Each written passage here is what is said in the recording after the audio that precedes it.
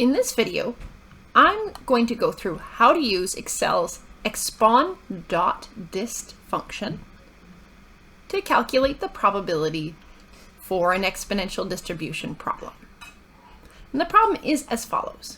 The time it takes call center specialists to resolve incoming calls to their call center follow an exponential distribution and have an average duration of 2.5 minutes.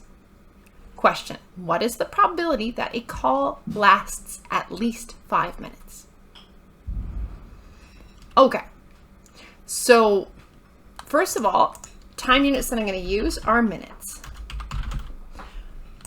I don't actually need to define this for Excel, but it's just for my own reference and for you as you're watching this video.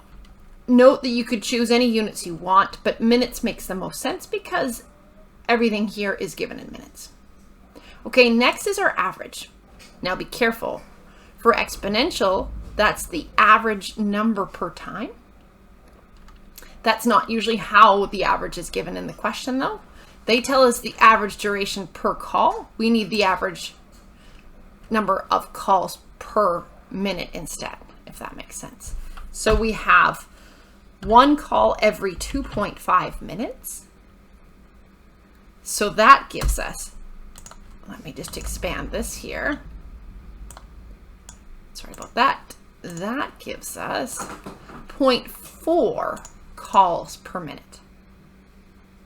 Okay, so again, that's 1 over 2.5. Sorry about that.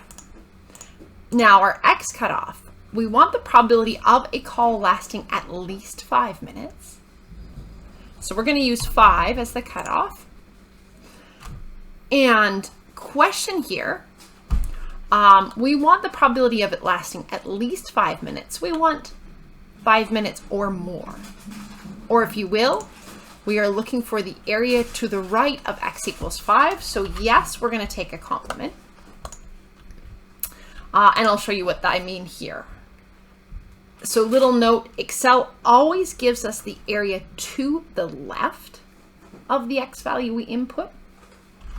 So if we want the area to the right, we need to do a 1 minus or take a complement. And in this case, yes, we want the area to the right of this 5. So yes, we're going to take the complement. So yes, we're going to do this 1 minus EXPON.DIST in Excel. And our x value is the 5. Lambda is the 0.4. And input cumulative equal to true. We always use cumulative equals to true for EXPON.DIST. If you set it equal to false, it would actually give you what's called the PDF, or the probability density function.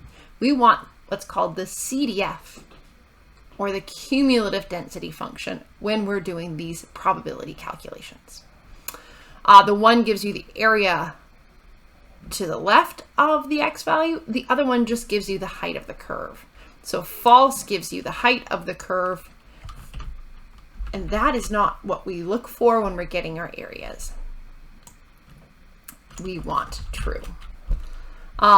Feel free to look at that more if you want to, or just remember, if you want the area or the probability for one of these problems, always just use cumulative equals to true. Thanks for watching. Oh, and sorry, let's get the actual answer here too. Forgive me. Let's go adjust this guy so we can see our answer, and then I'll sign off on this video.